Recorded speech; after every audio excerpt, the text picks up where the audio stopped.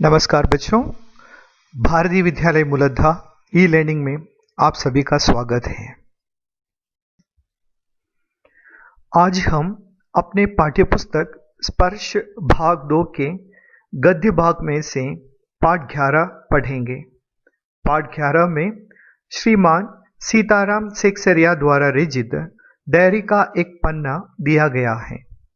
यह पन्ना उनकी निजी डायरी से लिया गया है और इस पन्ने में उन्होंने 26 जनवरी 1931 का वर्णन किया है।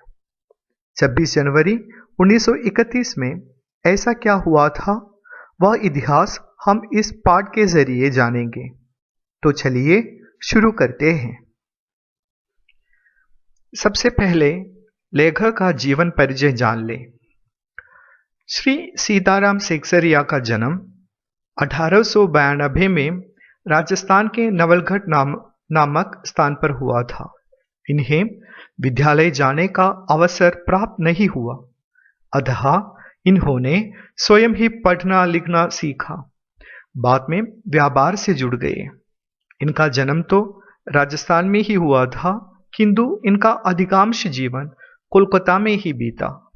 ये अनेक साहित्यिक, सांस्कृतिक और नारी शिक्षण संस्थाओं के प्रेरक, संस्थापक और संचालक रहे। ये देश की स्वतंत्रता के प्रति गंभीर थे। महात्मा गांधी के आह्वान पर इन्होंने स्वतंत्रता आंदोलन में बढ़ चढ़कर हिस्सा लिया। इस आंदोलन के दौरान इन्हें जेल भी जाना पड़ा। ये कुछ दिन तक आजाद हिंद फौज के मंत्री भी रहे। 1962 में भारत सरकार ने इन्हें पद्मश्री के सम्मान से सम्मानित किया। 1982 में इनका निधन हो गया। तो चलिए पाठ शुरू करते हैं। 26 जनवरी 1931 में क्या हुआ था, यह हम सेक्सरिया जी की डायरी से जानेंगे। डायरी का एक पन्ना, 26 जनवरी 1931। 26 जनवरी, आज का दिन तो अमर दिन है। आज के ही दिन सारे हिंदुस्तान में स्वतंत्रता दिवस मनाया गया था और इस वर्ष भी उसकी पुनरावृत्ति थी, जिसके लिए काफी तैयारियां पहले से की गई थी। गत वर्ष अपना हिस्सा बहुत साधारण था।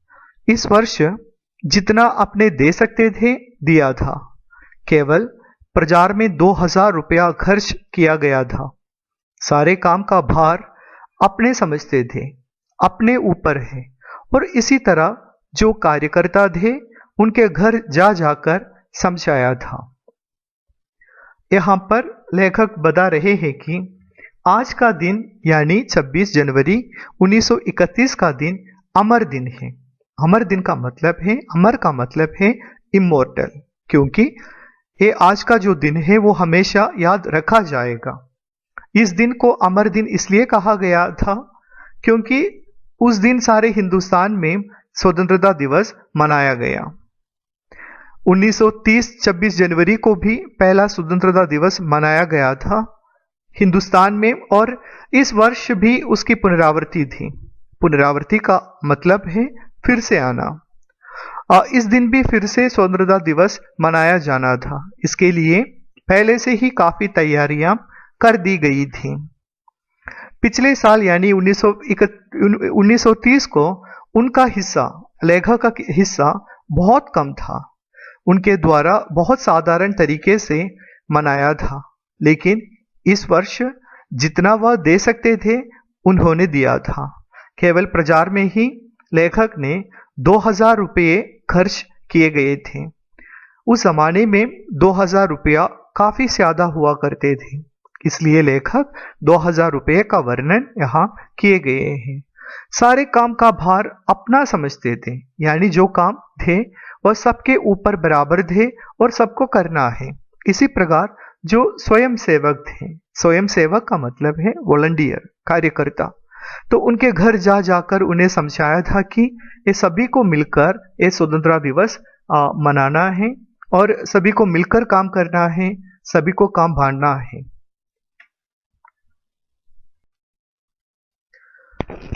बड़े बाजार के प्रायः मकानों पर राष्ट्रीय झंडा फहरा रहा था और कई मकान तो ऐसे सजाए गए थे कि ऐसा मालूम होता था कि मानो स्वतंत्रता मिल गई हो। कलकत्ते के प्रत्येक भाग में ही झंडे लगाए गए थे। जिस रास्ते से मनुष्य जाते थे उसी रास्ते में उत्साह और नवीनता मालूम होती थी। लोगों का कहना था कि ऐसी सजावट पहले नहीं हुई। पुलिस भी अपनी पूरी ताकत से शहर में गश्त देकर प्रदर्शन कर रही थी। मोटर लॉरियों में घोरके तथा सर्जन प्रत्येक मोड़ पर तैनात थे। कितनी ही लारियां शहर में घुमाई जा रही थी। गुड सवारों का भी प्रबंध था। कहीं भी ट्रैफिक पुलिस नहीं थी। सारी पुलिस को इसी काम में लगाया गया था। बड़े बड़े पार्कों तथा मैदानों को पुलिस ने सवेरे से ही घेर लिया था। अब जो बड़ा बाजार है, लेखक ने कोलकाता के एक बाजार का वर्णन यहाँ किया है। उस बाजार के प्रायः सभी मकानों के ऊपर राष्ट्रीय झंडा फहरा रहा था। सभी मकानों पर राष्ट्रीय झंडा लगा हुआ था। सभी मकान ऐसे सजाए गए थे कि उन्हें स्वतंत्रता मिल गई हो। यह प्रतीत नहीं हो रहा था कि स्वतंत्रता के लिए हम लड़ रहे हैं, बल्कि उन मकानों को देखकर ऐसा लग रहा था कि भारत स्वतंत्र है। कलकत्ता के प्रत्येक भाग में झंडे लगाए गए थे। कौन से झंडे? तो राष्ट्रीय झंडे, तिरंगा। जिस रास्ते से मनुष्य जाते थे उस रास्ते में उत्साह, जोश, खुशी और नवीनता का मतलब है नयापन, मालूम पड़ता था। लोगों का कहना था जैसी सजावट इस साल 26 जनवरी 1931 को हुई है, ऐसी सजावट पहले किसी त्योहार के अवसर पर यानी 1930 26 जनवरी के अवसर पर भी नहीं हुई थी। 1931 के दिन लोग अपनी तरफ से स्वतंत्रता दिवस मनाने की पूरी तैयारियां कर रहे थे। पुलिस भी अपने पूरी ताकत से शहर में गश्त देकर प्रदर्शन कर रही थी। पुलिस भी सुबह से इधर उधर घूम रही थी ताकि जो लोग प्रदर्शन कर रहे थे, स्वतंत्रता दिवस मना रहे थे, उन्हें रोक सके। मोटर लारियों में घोरके एवं सर्जेंट का मतलब है सेना का एक पोजीशन। घोरके एवं सर्जेंट पूरी तरह से तैनात थे लोगों को स्वतंत्रता दिवस मनाने से रोकने के लिए। तो ये पुलिस की टोलियां इधर उधर घूम रही थी। यहाँ पर पुलिस जो है इस प्रकार लोगों पर नजर बनाए हुए थे कि किसी भी तरह लोगों को स्वतंत्रता दिवस मनाने से रोकना था उन्हें। तो पुलिस ने अपनी तरफ से घुड़सवारों का भी प्रबंध किया था। पुलिस वाले घोड़ों पर भी इधर उधर घूम रही थी और वह भी कहीं भी ट्रैफिक पुलिस नहीं थी। सारी पुलिस इसी काम में लगाए गए थे कि उन्हें लोगों पर नजर रखनी है ताकि वे स्वतंत्रता दिवस न मनाएं। और जो बड़े बड़े पार्क थे वहां पर पुलिस सवेरे से ही तैनात है।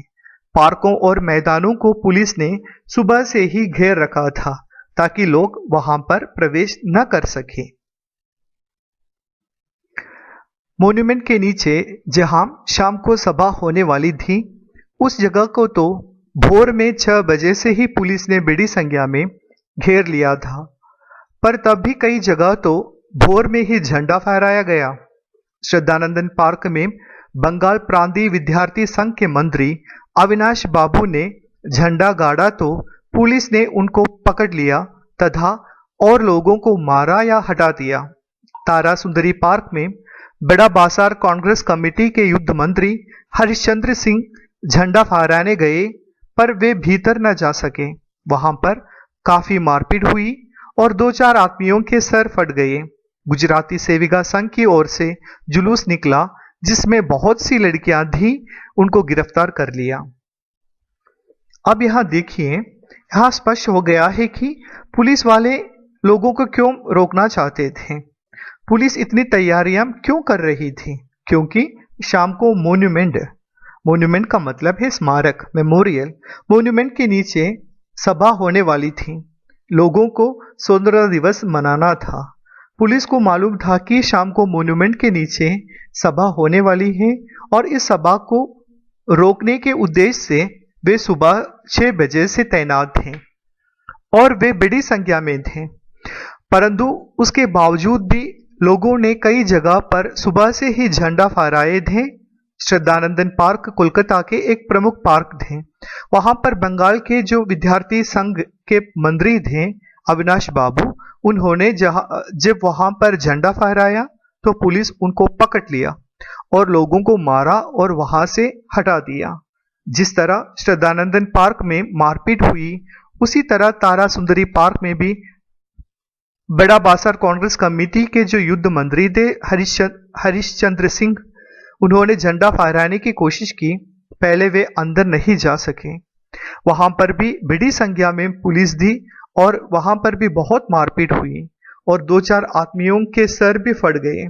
गुजराती सेविका संघ की ओर से एक जुलूस का मतलब है प्रोसेशन, निकला और जिसमें बहुत सी लड़कियां शामिल थी। उनको भी पुलिस के द्वारा गिरफ्तार का मतलब है अरेस्ट, गिरफ्तार कर लिया गया। स्वतंत्रता संग्राम की लड़ाई में पुरुष तो भाग लेते थे, यहाँ पर बताया गया है कि लड़कियों ने भी उसमें बढ़ चढ़कर भाग लिया था।